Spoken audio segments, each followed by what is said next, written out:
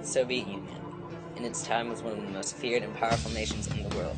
Soviet rule over Russia and all of Eurasia lasted from 1917 to 1991. Many things happened in this period of 74 years, good and bad. The official beginning of the Soviet Union was on November 7, 1917, after the end of the Russian Revolution of 1917. At this point, it was called the Russian Republic. It wasn't until July 10, 1918, when the 1918 Constitution was drafted, was it known as the Russian Socialist Federative Soviet Republic.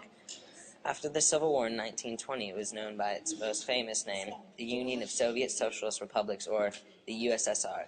The main political power at this time was the Bolsheviks, later known as the Russian Communist Party. After the revolutions, the tensions were so high, civil wars started between the Bolshevik Red Army and the Allied White Army. Out of the long, bloody battles, the worst of the fighting took place between 1918 and 1920. It is estimated that nearly 9 million people died, putting it in around the top 10 most deadliest wars ever. When things calmed down after the war, the Red Army had full control over the Union. Powerful leaders around the world recognized them. The Soviets, despite the conflict and criticism that came from it, always believed in a single-party government. In the 20s, the main ruler was Vladimir Lenin, who died in 1924. A troika, or a combination of 3 men, would normally replace any dead leader.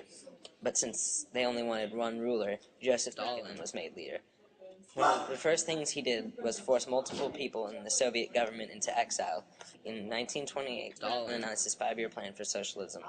As the 1930s came, a small bond started between the USSR and the countries in the West. In fact, in 1936, they were against fascist Italy and Nazi Germany. Also in 1936, Stalin revealed the new constitution, scoring many political points among the Russians. It wasn't until the late 30s when the Soviet Union drifted towards the Axis side. As the 30s and 40s passed, World War II consumed the globe along with the Soviet Union.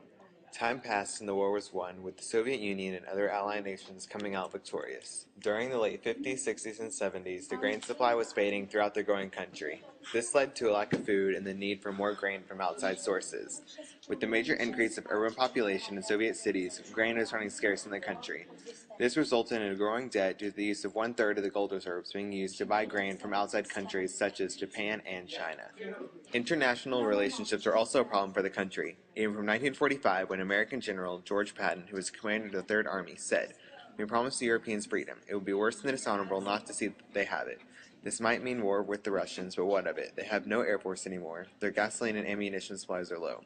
I've seen their miserable supply trains, mostly wagons drawn by beaten-up old horses or oxen.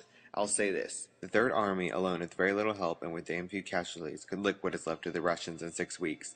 You mark my words. Don't ever forget them. Someday we'll have to fight them, and it'll take 6 years and cost us 6 million lives." George Patton was wrong about the USSR and the United States going to war. They were coming close to war, however, in the 1960s. This was because of the Cold War between the United States and the USSR. In this period, tensions between the countries were at the highest levels in history. With the threat of nuclear attacks, President John F. Kennedy spoke at the American University in Washington, D.C. He said, "The United States, as the world knows, will never start a war. We do not want a war. We do not now expect a war. This generation of Americans has already had enough, more than enough, of war and hate and oppression.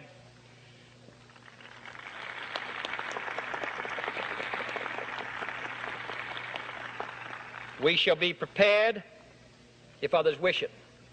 We shall be alert to try to stop it. But we shall also do our part to build a world of peace where the weak are safe and the strong are just. We are not helpless before that task or hopeless of its success." As the 60s passed and the threat was diminishing, the two superpowers of the world were still in high tensions. This is seen as Leonid Brezhnev, who was the chairman of the President of the Supreme Soviet of the Soviet Union, said in 1979 that, "Of late attempts have been made in the USA, at a high level and in a rather cynical form, to play the Chinese card against the USSR. This is a short-sighted and dangerous policy." The relationship with the United States was not a huge factor in the collapse of the nation. The growing debt mainly led to the deterioration of the country. The exact date of the collapse can be traced to September 15th, 1985. On this day, Sheikh Ahmed Zaki Yameni, who was the Minister of Oil of Saudi Arabia at the time, announced that the country would alter its oil policy. Within the next 6 months, the production of oil increased fourfold, which sent oil prices spiraling down. With the drastic drop in oil, the Soviet Union lost approximately $20 billion a year. This much money, lost along with the increasing population and loss of grain, resulted in needed action from the government. Government officials eventually had three options to save the country.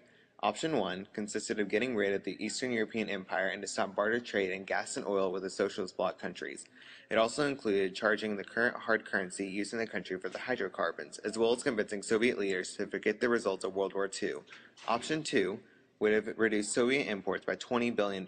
This was to balance out the loss from lost oil revenue. This would ultimately cause the country to enforce food rationing in the nation, similar to what was done during World War II. With this plan, Soviet officials realized this wouldn't work and the country wouldn't last for even 1 month, so the idea was never really discussed. The final option, Option 3, consisted of major cuts in the military-industrial complex. This, however, would possibly cause conflict with regional and industrial elites. Conflict could possibly develop due to the large number of Soviet cities that had high dependence on the military-industrial complex. Seeing all the possible complications, this idea was never really discussed. With all the options seeming unhelpful, the Soviet leadership decided to forget about the problem with hopes it would simply go away on its own. So instead of actual reform of the country, the Soviet Union started to borrow money internationally since the international credit rating was still strong.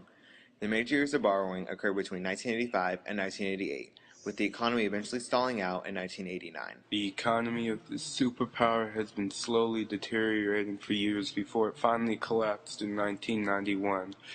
After the collapse, many of the smaller countries adopted their own government. The collapse of the Soviet Union caused a drop in the average Russian male's life expectancy. The average day was changed dramatically, and some couldn't handle the political reform that emerged from the ashes of the Soviet Union. 10 years after Mikhail Gorbachev resigned as president of the Soviet Union, which led to the dissolution of the nation, not everyone was happy. Pyotr Alkyutov, who fought during the Battle of Stalingrad during World War II, keeps asking, "What was I fighting for?" He feels that his fighting was useless in the end, and he still mourns the passing of the nation. From the New York Times. January 30th, 1991. The President of the United States, George H.W. Bush, stated in his State of the Union address that the end of the Cold War has been a victory for all humanity. A year and a half ago in Germany, I said that our goal was a Europe whole and free. Tonight, Germany is united. Europe has become whole and free, and America's leadership was instrumental in making it possible.